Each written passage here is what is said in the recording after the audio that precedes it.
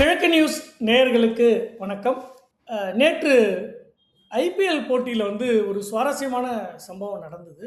ஒரு ரன்ல Delhi capital தோத்துட்டாங்க. David Miller பெரிய batsman தான். பட் இருந்தாலும் அவரால் ப்ரொசீட் பண்ண முடியல, தோத்துட்டாங்க. இதை பற்றி பேசுறதுக்கு அனலிஸ்ட் ஷியாம் இருக்காரு. வணக்கம் ஷியாம். வணக்கம் சார். நேற்று மேட்ச் பார்த்துருப்பீங்க. டெல்லி மக்கள்லாம் ரொம்ப அப்படியே ரொம்ப நொந்து போயிட்டாங்க. நீங்க இந்த சுச்சுவேஷனை எப்படி பாக்குறீங்க சார்? வழக்கமா டெல்லி கேபிட்டல்ஸ் எப்பவுமே இந்த சீசன் கொஞ்சம் தூள ஆரம்பிச்சு அதுக்கப்புறம் டல்லா ஆறதுங்கிறது அவங்களுக்கு பழக்கம் தான். இந்த ஒரு ரன்ல அவங்க தோக்குறது வழக்கம் தான். வழக்கமும் நேற்று சேர்ந்து வந்துச்சு. நம்ம சொல்லலாம் டெல்லி கேபிட்டல்ஸுக்கு எப்படி வந்திருக்குன்னா, அடுத்த மேட்ச் சிஎஸ்கே கூட எதுக்குடா இந்த மேட்ச் கஷ்டப்பட்டு 2 பாயிண்ட் எடுத்துக்கிட்டு அடுத்த மேட்ச் போனாங்க, ஒருத்தன் கொடுக்குறது ரெடியா இருக்கான் பாரு அப்படின்னு சொல்லிட்டு பதானி அவர் சொன்னாலும் தெரியல. நீங்க சமயம் கிடைக்கும் போதெல்லாம் சிஎஸ்கேவை ஒரு குத்து குத்தாம விடுறதே கிடையாது. என்ன இருந்தாலும் ஊர்பற்று எதாவது எங்கும் யாதும் முறை யாரும் கேள்வி பதானிக்கு மட்டும் இருக்காதா? இப்ப எனக்கு தமிழ் பற்று இருக்கும், அவருக்கு தமிழ் பற்று இருக்காதா? இந்த மேட்சை விட்டுரு, அடுத்த ரெண்டு பாயிண்ட் தரதுக்கு அங்கே ஒருத்தர் இருக்கான்னு சொல்லிட்டு அப்படி ஒரு தாட்ல கூட வந்திருக்கலாம். பட் சீரியஸா பேசும்போது சார், நேற்று ஆக்சுவலா மேட்ச் பாத்தீங்கன்னா 2 தமிழ் டீம்ஸ்குள்ள ஆடின மாதிரி தான் இருந்துச்சு. நம்ம அந்த தமிழ்நாடு கதை கேள்விப்பட்டிருப்போம் பாத்தீங்களா? தமிழ்நாடு மட்டும் ஒருத்தன் ஏன்னா இன்னொருத்தன் பிடிச்சி இறக்கணும். அந்த மாதிரி இங்க குஜராத் தமிழியன்ஸ், உங்களுக்கு சாய் சுதர்ஷன் தமிழ், அப்புறம் சாய் கிஷோர் தமிழ், ஷாருக் கான் தமிழ், அடுத்து ஆஷிஷ் கபூர் போலிங் போட்டு அவர் ஜெர்சியை போட்டு அவரும் தமிழ்னு சொல்லிட்டு உள்ள ஆட வச்சிடலாம். அங்க குஜராத் தமிழியன்ஸ். இந்த பக்கம் தமிழ்நாடை சேர்ந்த நடராஜன் ஆடுற ஹேமங் பதானி இருக்கிற இங்க ஒரு தமிழ் டீம். ஸோ இந்த மாதிரி 2 தமிழ் டீம் ஆடின மாதிரி தான் தோணுது. அந்த தமிழ்நாடு கதையும் இது பண்ண மாதிரி இருந்துச்சு. இவங்க மேல போனா அவங்க பிடிச்சி இறக்கி விடுறது, அவங்க மேல போனா இவங்க பிடிச்சி இறக்கி விடுறது மாதிரி 2 பேரும் மாத்தி மாத்தி அந்த அந்த நம்ம அந்த 400 மீட்டர்ஸ்ல பாஸ் பண்ண பேட்டை பாஸ் பண்ணுவோம் பாத்தீங்களா? அந்த மாதிரி மாத்தி ஏன் நீங்க ஜெயிக்கிறது, ஏன் நீங்க ஜெயிக்கலாம்ல, நீங்க ஜெயிக்கிறது மாதிரி மாத்தி விளையாடிட்டு இருந்தாங்க. நல்ல என்டர்டைன்மெண்டா போச்சு. அதாவது 40 ஓவர் முடிகிற வரைக்கும் மேட்ச் யார் பக்கம் போகணுமே தெரியாம போயிட்டு வந்துருச்சு. இது எல்லா புகழுமே சான்ஸ் வந்துகிட்டே இருந்தது 2 பக்கத்துலயும். கண்டிப்பா சார், கண்டிப்பா சார். உங்களுக்கு இந்த பக்கம் நம்ம சாய் அவுட் ஆயிட்டாருன்னு பார்த்தா போட்டு, இந்த பக்கம் கில் ஒரு பக்கம், பட்லர் ஒரு பக்கம், வாஷிங்டன் சுந்தரம் அவரை மறந்துட்டோம் பாருங்க. காலாகாலமா ஐபிஎல் ஆடி இப்ப நேற்று தான் ஃபர்ஸ்ட் 50 அடிச்சிருக்கிறாரு. அவர் ஒரு பக்கம்னு சொல்லிட்டு அங்க அடிக்காது. இந்த பக்கம் அதே மாதிரி வாஷிங்டன் மட்டும் தான் அடிப்பாங்க, நான் அடிப்பேன்னு சொல்லிட்டு அக்கௌண்ட்டே ஆரம்பிக்காது. கேஎல் ராகுல் நேற்று ஏதோ அக்கௌண்ட் ஆரம்பிச்சிட்டாரு. அக்கௌண்ட் ஃபார்ம் பண்ணிட்டு ரொம்ப பிரமாதமா விளையாண்டாரு. அந்த ஆஃப் சைடு அடிச்ச 6 எல்லாம் ரொம்ப சூப்பர் ஆடி இருந்தா சார். கேஎல் ராகுல் இவங்க ஆட்டெல்லாம் பார்க்கும், கில் ஆட்டெல்லாம் பார்க்கும்போது எப்படின்னா அந்த கண்ணுக்கு ஐ பிளீசிங்கா இருக்கும். மேட்ச் ரிசல்ட் விட்டுருங்க, ஆனா ஐ பிளீசிங்கா இருக்கும். ஆப்ரேஷன் சக்சஸ் பேஷன் ஃபெயிலியருங்கிற மாதிரி கேம் அவ்வளவு சூப்பரா இருக்கும். ஆனா பேஷண்ட் அங்கே போயிடுவாங்க, அங்கே உயிர் துடிக்க போயிட்டு இருப்பாங்க. அந்த மாதிரி போயிட்டு இருக்கும். இப்போ பட்லர் பார்த்தீங்கன்னா கில் ஆடினதோட கொஞ்சம் கம்மியான பால் தான் அடிச்சாரு. அவர் பாட்டுக்கு எங்கேயோ ஆடிட்டு இருந்தார். ஆனால் கில் அழகா அந்த கிளாஸியா அந்த ஸ்வைப்பு அந்த ஒரு கிளான்ஸ் ஆடிட்டு இருந்தாரு. கேரளாவில் அதே மாதிரி தான். ஒரு பக்கம் நெட் போயிட்டு இருக்குது, வரவங்க எல்லாம் அவுட் ஆயிருந்தாங்க. நீ என்ன வேணா சொல்லு, நான் இப்படிதான் ஆடுவேன்னு சொல்லிட்டு இன்சைட் அவுட் ஆடுறது, அந்த ஸ்ட்ரெயிட் ஓவர் த போலர்ஸ் அடிக்கன்னு சொல்லிட்டு கிளாஸியாக ஆடிட்டு இருந்தாரு. Which is good thing. Indian test டீமுக்கு 2 பேரும் ரெடி ஆகிறாங்க. அது பார்க்க கண்ணுக்கு குளிர்ச்சியா இருந்துச்சு. ஐபிஎல் டீம் ஓனர்ஸ் தான் பாவம், ஐயோ டே அடிச்சு தொலைங்கடா கொஞ்சமாச்சு. ஏன்னா கில்லு கொஞ்சம் ஆக்சிலேட் பண்ணியிருந்தாங்கன்னா 210 போகிற ஸ்கோரே கிடையாது, 230 240 போயிருக்கணும். அங்கே அவரை விட்டாரு. இங்கே கேஎல் ராகுல் இன்னும் கொஞ்சம் ப்ரோஆக்டிவாக டமால் டிமீல்னு கொஞ்சம் அந்த பக்கம் இன்சைட் அவுட்டு. இப்போ இந்த சர்ஃப்ராஸ் கான், ஸ்கை, சூரியகுமார் யாதவ் எப்படி ரிலீஸ் ஆடுற மாதிரி கொஞ்சம் யூஸ் பண்ணி ஆடி இருந்தாங்கன்னா இன்னும் சான்ஸ் அடிச்சிருக்கும். பட் 2 பேருமே அதை பற்றி பாதர் பண்ணவே ஆனாங்க. அந்த ரெஸ்பெக்ட் ஐபிஎல் ஓனர்ஸ் தான் அப்பா நெஞ்சு அடிச்சுட்டு வந்துருப்பாங்க. இந்த கடைசி பால் ஆக்சுவலா ஒரு ரன்ல கொண்டு போய் விடுறதுங்கிறது நிஜமாவே ரொம்ப லாஸ். அதோட மட்டும் இல்லாம ட்ரெஸ்ஸிங் ரூம்ல போய் உட்காந்து டேவிட் மில்லர் அழறதெல்லாம் வேற காமிச்சாங்க. டேவிட் மில்லருக்கு இது புதுசா இருக்கலாம், பட் டெல்லி கேபிட்டல்ஸ் இது வழக்கமான ஒண்ணுதான். அவங்க காலங்காலமாவே இப்போ தொட்டுத்துறையும் பட்டு பாரம்பரியம் இந்த ஒற்றையரன் பாரம்பரியத்தை ஃபாலோ பண்ணிட்டே இருக்காங்க. கிட்டத்தட்ட 4 மேட்ச் அவங்க தோத்து விட்டுருக்காங்கன்னு நினைக்கிறேன் ஒரே ரன்ல. என்ன ஆயிடுதுன்னா சார், உங்களுக்கு அந்த பிரெயின் ஃபேடுன்னு சொல்றாங்க பாத்தீங்களா? இது பிரெயின் ஃபேட் இல்ல, பிரெயின் ஃப்ரைடு. பிரெயின் 40 ஓவர் ஆடி பிரெயின் ஃப்ரைட் ஆயிருக்கு. அந்த மாதிரி ஒரு மொமெண்டா தான் நான் பாக்குறேன். 3 பாலுக்கு 8 ரன் அழகா கிளிப்புலைக்கு போடுற மாதிரி ஒரு பாலை போட்டார். நீங்க தூக்கி அடிச்சிட்டீங்க. 106 மீட்டர் மெட்ராஸ் தமிழ்ஸ்ல கடாச்சிட்டீங்க. டெல்லியில அடிச்சது ஆக்ரால போய் ஊஞ்சி அப்படிங்கிற மாதிரி 6 அடிச்சிட்டீங்க. சூப்பர். இப்ப என்ன ஆகும்னா, இந்த மனசுக்குள்ள அந்த நல்லவன் கெட்டவன் 2 பேர் இருப்பான்னு சொல்ல முடியும். ஒவ்வொரு மனம் அந்த மாதிரி நல்லவன் சொல்லியிருப்பான், அடிச்சுட்டு அடுத்த பால் தூக்கி கடாசணும். கெட்டவன் சொல்லியிருப்பான், டே இன்னும் 2 பால் இருக்கு, ஒரு ரன் எடுத்து அட்லீஸ்ட் டையாவது பண்ணு, அடுத்து குல்தீப் யாதவ் அவர் தொட்டு விடுறாரோ இல்ல அவர் படுத்துட்டு அடிக்கிறாரோ இல்ல லெக் பைல் விடுறாரு. ஏன்னா 1 பால் 1னா ஃபீல்டிங் டீமும் ப்ரெஷர் இருப்பாங்க சார். பேட்டிங் டீம் ப்ரெஷரை விட ஃபீல்டிங் டீம் ப்ரெஷர் இருப்பாங்கல்ல. அப்போ குல்தீப் யாதவுக்கு டவுன் த லைக் வைடு போடுற வாய்ப்பும் இருக்கு. இல்ல குல்தீப் யாதவ் திடீர்னு அடிக்க முடியும். தேர்ட் மேன் போ ஏன்னா ஏன்னா இன்னொன்று அவங்க என்னன்னா அவங்க அந்த ஆல்ரெடி அந்த ஃபீல்டிங் ரெஸ்ட்ரிக்ஷன் அவங்க தப்பு பண்ணதுனால அவங்க வந்து ஒரு ஃபீல்டர் வந்து வெளில வைக்க முடியும். ஸோ உள்ள வச்சு தான் ஆடுறாங்க. குல்தீப் யாதவ் தூக்கி எங்கேயோ கடாசுறாரு ஒரு ரன் போயிடுச்சுட்டா பிரச்சனையே கிடையாது சார். ஆனா இந்த நல்ல வேணும் சொல்லுவானா 8 ரன் அடிச்சுட்டா 6 ரன் நீ அடிச்சிட்ட மிச்சம் 2 ரன் தான் அடிக்க சொல்ற இதே நீயே அடி அப்படிங்கிற மாதிரி அது புஷ் பண்ணிடுவாங்க. அந்த அந்த ஒரு thin line between confident and over confidence சொல்றாங்க பாத்தீங்களா, அது வந்து எங்கேயோ ப்ளே பண்ண மாதிரி. ஏன்னா அவர் அந்த ஸ்மார்ட்னஸை விட்டாரு. ஏன்னா அடுத்த பால் அழகா ஒரு சிங்கிளுக்கு வாய்ப்பு இருந்துச்சு. குல்தீப் யாதவ் பாதி தாண்டிட்டாரு.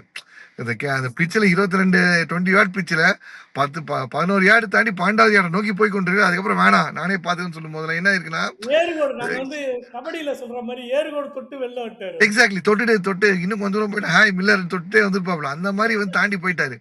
போயிட்டு திருப்பி அவர் அமுச்சு விடுறதுலாம் வந்து கரெக்டே கிடையாது சார். ஏன்னா நீங்க அதை பண்ணியிருந்தீங்கன்னா you would seal the game. இதைத்தான் வந்து நம்ம வந்து கவாஸ்கர் வந்து அந்த 86 ஃபேமஸ் டைட்டஸ்ட்ல சொன்னாரு.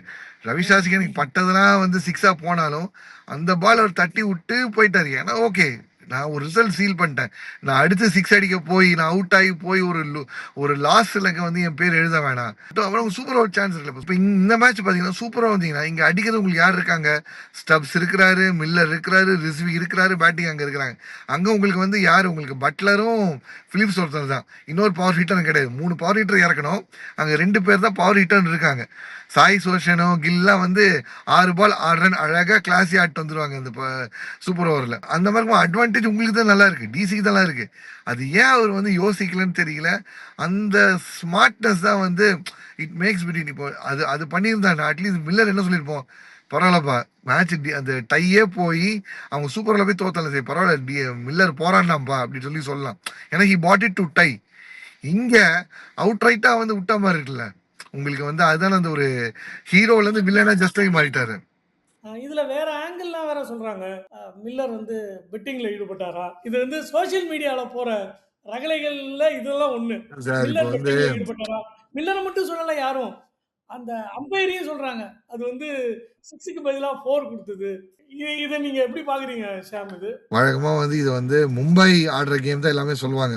அம்பையர் இந்தியன்ஸ் அவங்க ஒரு விஷயம் மறந்துறாங்க. இப்போ வந்து ஐபிஎல் ஒன்னே இப்போ நம்ம வந்து அந்த காலத்துல பாக்குற மாதிரி அந்த ஒரு கொர அந்த ஒரு சிக்னல் இருக்க டிவியில அந்த டிஷ் ஆண்டனா வச்சு ஒரு டிவியில பாக்குறது இல்ல சேட்டலைட் டிவிலே பார்த்தாலும் உங்களுக்கு செமையா எல்லா லைட்டும் பச்சை புல்லு படி பச்சை பச்சையில் கிடக்கு உங்களுக்கு ரூம். அந்த உங்களுக்கு அந்த கான்ட்ராஸ்ட்லாம் அப்படிதான் இருக்கும்.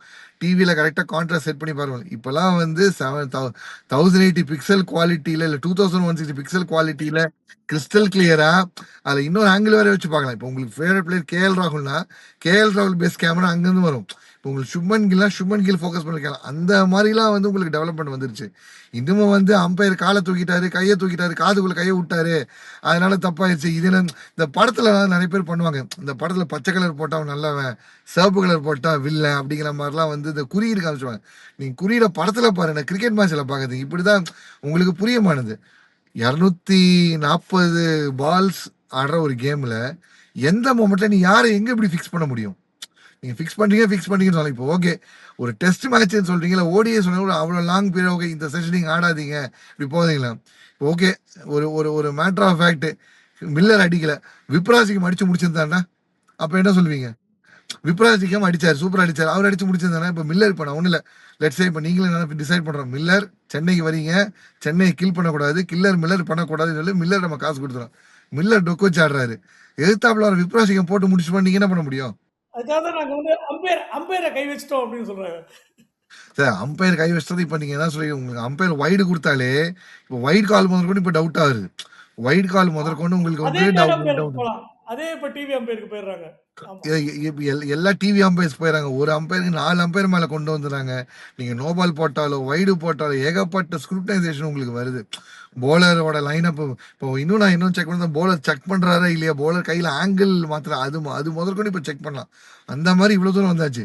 இன்னமும் வந்து அம்பையரு அம்பானி இந்த மாதிரி சொல்றதுல இவன் வந்து ஏதாவது சும்மா இந்த இவங்களை யார் தெரியுமா சார், நிலாவில் அமெரிக்காவில் நடக்கவே இல்லை தெரியுமா, இது ஆதி தமிழில் நடந்தது தெரியுமா, அந்த மாதிரி அந்த யூடியூப்ல இந்த லிங்க்ஸுக்காக இதை போடுவாங்க பாத்தீங்களா. அந்த மாதிரி போடுறது. இப்போ நீங்க நடக்கும்போது உங்க நிழல் கருப்பா இருக்கா, இது என்ன சொல்லு தெரியுமா அப்படின்னு போட்டு ஒரு ஒரு யூடியூப் தம்ப்நெயில் அந்த மாதிரி தம்ப்நெயிலுக்காக கியூரியாசிட்டிய பண்ற இது. கிரியேட் பண்ற மாரி ஏதாவது ஒண்ணு சொல்லுவாங்க. Exactly sir. இப்ப கடைசியா இப்ப நீங்க என்ன சொல்ல வரீங்கன்னா, மில்லர் வந்து அவர் தானே வச்சுக்கிட்ட சூனியம் தான் இது அப்படின்னு சொல்றீங்க. அவர் அதாவது மில்லர் த கில்லர்னு சொல்லியிருப்போம். கில்லர் மில்லர் அவர் பேர் மில்லர் த கில்லர் அப்படின்னு சொல்லியிருப்போம். Miller the killer. என்ன பண்ணிட்டாரு, வழக்கமா வந்து சர்க்கஸ் துப்பாக்கி முன்னாடி சுடு பின்னாடி சுடுங்கிற மாதிரி முன்னாடி சுட்டாரு, பின்னாடி சுட்டுருச்சு, அவ்வளவுதான், வேற ஒன்றும் கிடையாது. அவங்க வந்து டெல்லி கேபிட்டல் நேற்று டல் கேபிட்டல் ஆகணும்னு நேற்று இருந்திருக்கு. அதான் சொன்னேன், நம்ம முதலே சொன்ன மாதிரி தான். இதை விடுங்க, நம்ம சென்னையில் போய் பார்த்துக்கலாம், 2 பாயிண்ட் அங்கே இருக்கு அப்படிங்கிற மாதிரி வந்து அந்த ஜோஷ்ல வந்தாங்களா என்னன்னு தெரியல. நேற்று நேற்று நீங்கள் இன்னும் நல்லா பார்த்தீங்கன்னா தெரியும். இப்போ குல்தீப் யாதவ் அவுட் ஆயிட்டாரு, பதானி எங்கேயோ இருக்கிறாரு, அவர் அப்பயே கை தூக்கிட்டாரு, அவுட்டு தானே. அப்படி நீங்க என்ன சொல்றீங்க, குல்தீப் யாதவ் அவுட் ஆகுறதா ஆல்ரெடி ஃபிக்ஸ் பண்ணி அமைச்சிருக்காருன்னு சொல்லலாமா? இப்போ நீங்க குல்தீப் யாதவ் அவுட்டுன்னா பதானி வந்து, ஏன்னா பதானி எங்கேயோ பவுண்டரி தாண்டி இருக்கிறாரு. எப்படியும் ஐசைட்டு அந்த இதெல்லாம் பார்த்தீங்கன்னா அவர் அவர் ஆடின காலத்துக்கு ஏஜும் எப்படி க்ளோஸ் டு 50+ இருக்கும். 50 வயசுல அப்பா அதான் இப்ப என்ன பதானி 50 மீட்டர் தாண்டி இருக்க குல்தீப் யாதவ் அவுட்டை வந்து கரெக்டாக சொல்றாரா? அப்போ இப்ப என்ன பதானி வந்து ஃபிக்ஸிங் பண்ணியிருக்காரு, கரெக்டாக கை தூக்கிட்டாரு, இல்லை பதானி வந்து ஒரு ஏலியனு இப்படியும் கிளப்பி விடலாம். அந்த மாதிரி இப்போ நம்மளும் உங்களை அந்த கான்ஸ்பிரேட் கிளப்பி விடலாம் சார். என்ன அது காசா பணமா?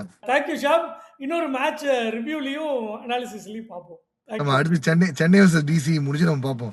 நான் சொல்ற மாதிரி பதானி அவரோட வேலையை பதினீங்க பதானி ஒரு வேலையை செய்யறாரா இல்லையா, நான் மஞ்சள் சட்டை போட்டு வர அந்த விஷயம் வருதாங்க பார்ப்போம். ஏன்னா 2 வாரம் ஆயிடுச்சு. நிச்சயமா நீங்க மஞ்ச சட்டை போடுற ஒரு வைபவம் நடக்கும்னு நான் நினைக்கிறேன். அது புரட்டாசி மாசம் வெங்கடாச்சலபதிக்கு நான் வேண்டுதல் வைக்கும் போது மொட்டை அடிக்கும் போது கண்டிப்பா மஞ்சள் சட்டை போடுவேன் சார். இப்போ ஏப்ரல் மாசம் மஞ்சள் ஏப்ரலுக்கு ஆகாது சார்.